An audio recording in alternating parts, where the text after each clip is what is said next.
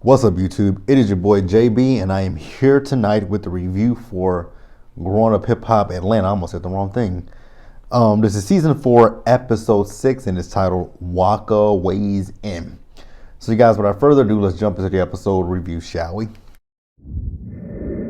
All right, you guys. So this episode, it picks up where we left off at. You guys remember Deb was in the studio with everybody. It was Bow. It was Diamond, Pimpin', Ree. Who else was in the studio? Y'all know who was in the studio.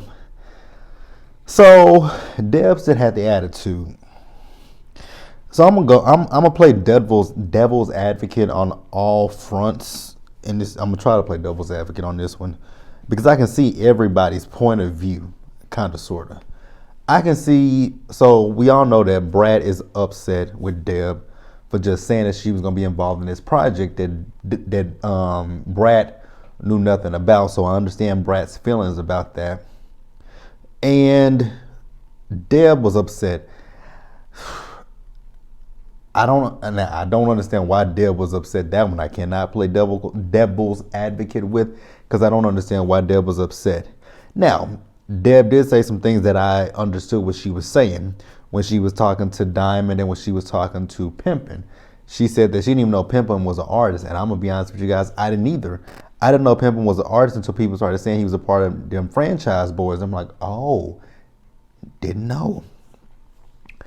And then Diamond. And I think what Deb is trying to say is she doesn't know anything from Diamond and Pimpin' as solo artists. She knows them more specifically as part of an ensemble group. You know, them franchise boys.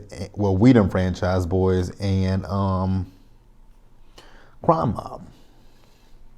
So I don't think Deb was trying to be shady or anything. And Diamond is talking about in her interview with the producers that, when you think about female artists from Atlanta, she's one of the first few you think of. I was like, not necessarily. I think of, who do I think? When I think of female rappers from Atlanta, who do I think of first?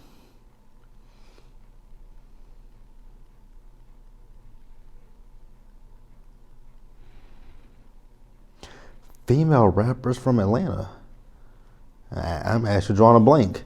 The only person that comes to mind, and she's not the best artist, best rapper than me, Rashida. And she's one person that I think of. I mean, Diamond would probably would come later on down the line if I was thinking, but she wouldn't be one of the first few. If you guys know any Atlanta rappers, let me know in the comment section because I'm trying to think. I'm really trying. Female rappers, I'm trying to think because I love rap and female rap. I'm just drawing a blank. But yeah, let's move on. So yeah, that was that. So like I said, I don't think Deb was being shady or anything. It's just that when you think about Diamond, you do literally think about Crime Mob. And then when she's talking about some of her records are played in a club. Now I haven't been to a club and I don't know how long, so you guys would have to let me know. Have you heard a record from Diamond in the clubs when you guys were going before COVID? Because like I said, I can't tell you the last time I went to the club. Like, I don't even know any solo music by Diamond. And this is not me being shady, but I just don't know any solo music by Diamond. I don't. I really don't. Yeah, I couldn't tell you a solo album a solo single from Diamond. If you put it in front of me, I'd be like, what is this? Oh, this is Diamond's, project from a few years ago. Who? So yeah, the next thing that I want to talk about is why were they passing that? It was 6 of them outside. Why are y'all passing that blunt around? That was bothering me. Oh, I need to didn't I just get a manicure last week? Oh wow. Okay. So now let's move over to this next scene. So Buku, she went over to Ayana's house.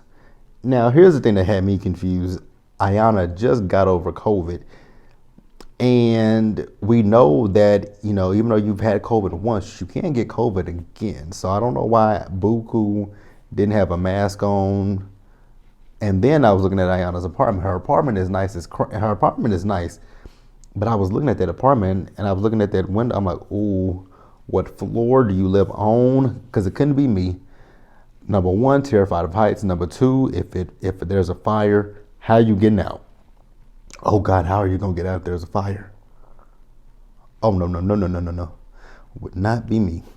So then they both catch up on what's going on. Buku tells Ayana about this project with Deb. She lets her know who was all gonna be on the project, and then she mentions Ree's name. And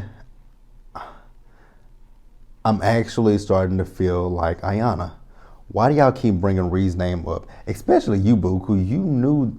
Ree told you that she and her had an issue on social media. So why mention this girl's name in the first place? And I'm with Ayana.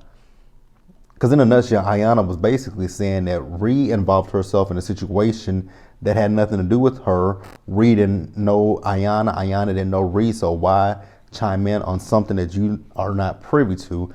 Mind your business. Basically, in a nutshell is what she was saying. Mind your business. So that's that. Let's move on. All right, you guys. So back at the studio. Now, Deb and everybody left out. Ree went to talk to Deb, and Deb was able to, I guess, get herself together, and she went and talked to Diamond, and she apologized to Diamond. And like I said before, I don't think that Deb was being shady when she was saying what she said. All Deb was just saying was, outside of Crime Mob, nobody really knows too much about Diamond, and that's just keeping it real. Some of Diamond's best hits are from Crime Mob, so not being shady. So then they all go back in the studio, minus Bao. So, Kai starts to do his little thing, and I will say, Kai, originally when Lily was talking about the fact that Kai was a rapper, I was like, oh God, here we go with somebody else that just wants to rap. But when he did his little freestyle, I'm like, okay, Kai, I'm feeling you. Like, that's really good. Like, I would, you know what? I'll be honest with you guys. If Kai were to drop an EP or anything like that, I would actually stream his EP. Actually, let me know in the comment section if you guys know if Kai has an EP out, because I would actually listen to his music because it's really good. Like what he did in the studio, and then what he did. We'll talk about that in a few minutes. But what he did later in the episode, I loved it. So, color me impressed, Kai. So then, once they leave, Ree, she went up to Deb's car and she's telling Deb that, if I'm gonna be working with you, and Ayana is your niece, and me and Ayana got into it over our little thing, Ree, you're the one that started it. I don't feel that Ayana should sit down and have a conversation with Ree. I don't. Ree, like I said, Ree got into a situation that had absolutely nothing to do with her. So what Ree needs to do is be a big enough woman and sit down and either go back on the social media platform that you use, which was Twitter, and that is unless Ayana has you blocked on Twitter. Now, if she has you blocked, cool, but find a way to tell her, you know what, man, I involved myself in something. It didn't have nothing to do with me. I didn't know you, and I apologize. I should not have overstepped I shouldn't have overstepped. That's what you need to do. Ayana doesn't owe her anything at this point. So then we see Brad and Judy. So Brad and Judy, they are on a cute little bubble date. So we find out that they're having their home remodel. So Brad also catches Judy up on what happened with Deb in the studio, how Deb had the attitude, and also the fact that Deb told the others that she and Bao was going to work with them on a project. Now, I get Brad to a certain extent, because I get Brad not wanting to work with Johnny Blaze based off of Johnny Blaze's past with people that she's close to. I do get that. But also it just kind of feels like a situation of where, Brad is looking down. And I'm not saying that's what she's doing, but it just, from the outside in, it looks like Brad is like she's up here and Johnny Blaze is down here. And that's also my issue with Brad and Bow Wow. I get them, business stuff hasn't been handled. I get that the business hasn't been handled, but it feels like you guys have an air of, oh, I'm Bow Wow, I'm Brat. Who are they? I don't want to work with them. It gives off that perception, if that makes sense to you guys. It gives that perception off to me, looking from the outside in. And I don't want it to be a situation where, let's say Johnny Blaze blows up and, somebody like, hey, Johnny, would you do a record with, Brat? And she'd be like, Brat who? The same Brat who looked down on me when I was, still just coming up, but now I'm at the top of the game and now she wants to come and work with me. Yeah, no. So I wouldn't want it to be a situation like that. But like I said, again, I do understand the reasoning for Brat not wanting to work with Johnny just because of Johnny's past. So I do get that aspect. But again, like I said, I just don't want it to be a situation of if Johnny, supersedes Brat and Brat has to come back and eat, humble pie, crow, whatever you want to say. So that's where we are. But let's move on, you guys. All right, you guys. So next up, Deb. So we see Deb, and she's meeting Waka at a bookstore, and she wants to run this idea by Waka just to get Waka's opinion on what's going on. So she does tell him, she was in the studio. She had Brad and Bow Wow there. She wants them to work with, Ree, all them and stuff like that. Waka gave her some sage advice, I will say that. The one thing he told Deb is, when it comes down to this project, you can't just tell people, oh, you're going to work with this person, you're going to work with that person. That's not how this works. And then number two, they have to feel that they want to be on this project. And if they don't want to be on the project, you have to respect that. I'm like, listen to Waka making some sense. Waka making sense. Who would ever thought it?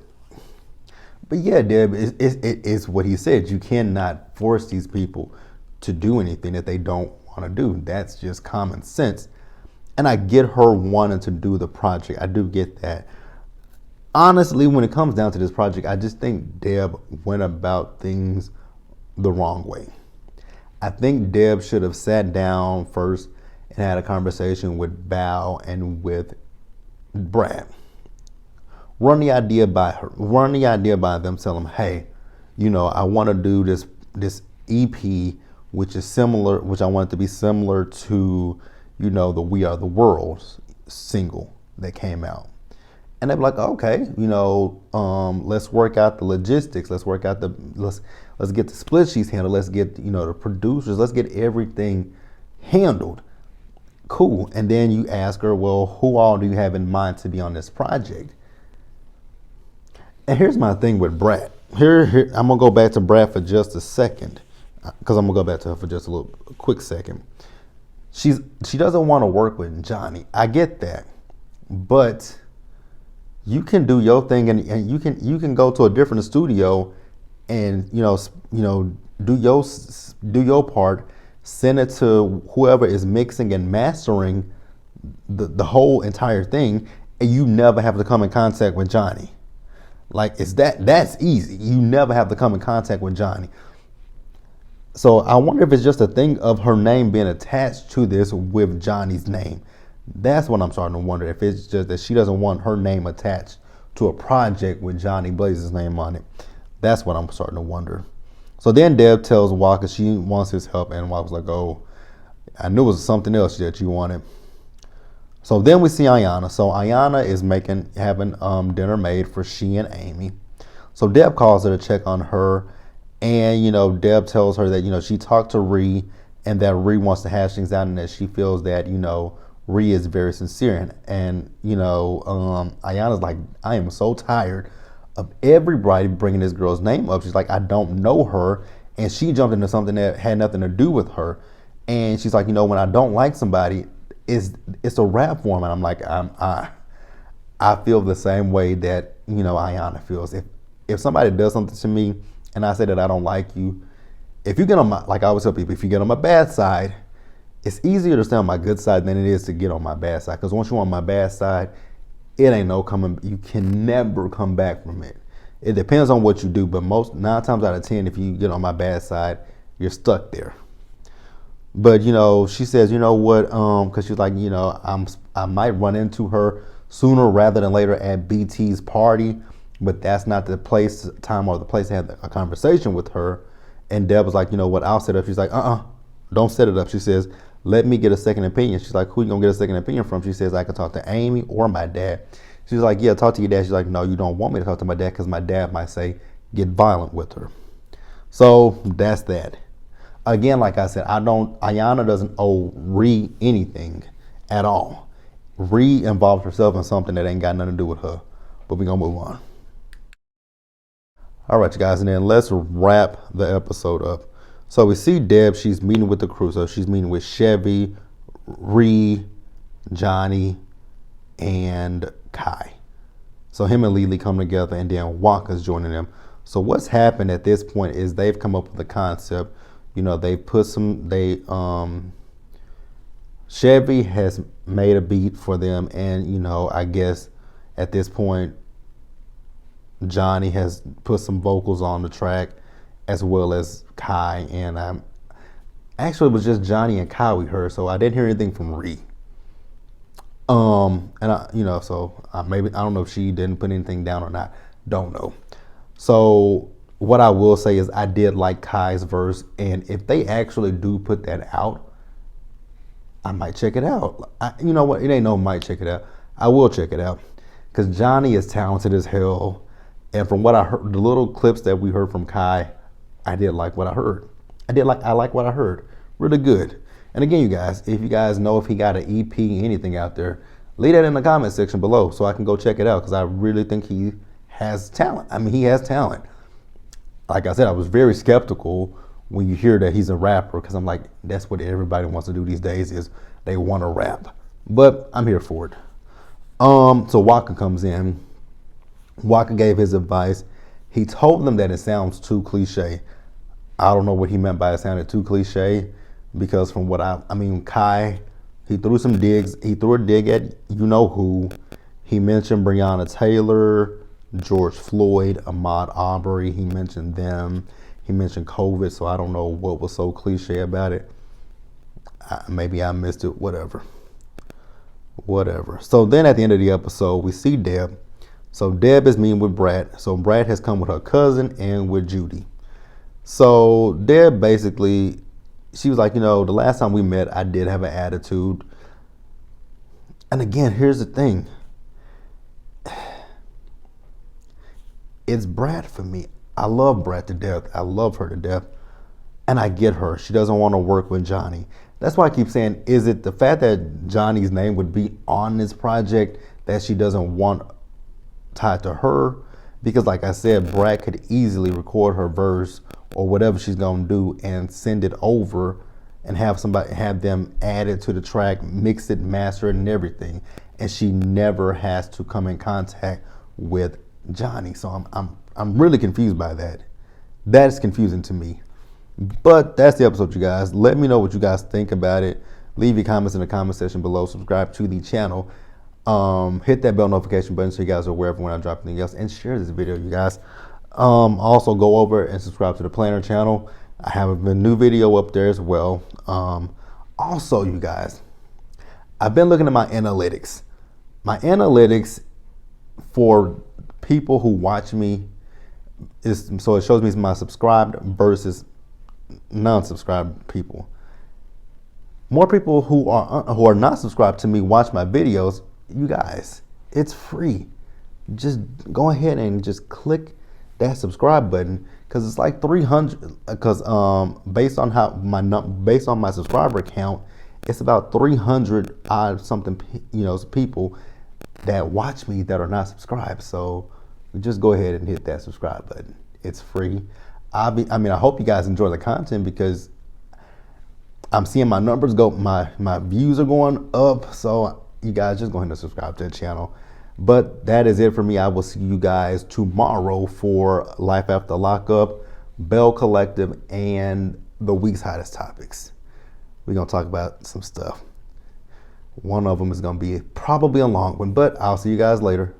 Bye, guys.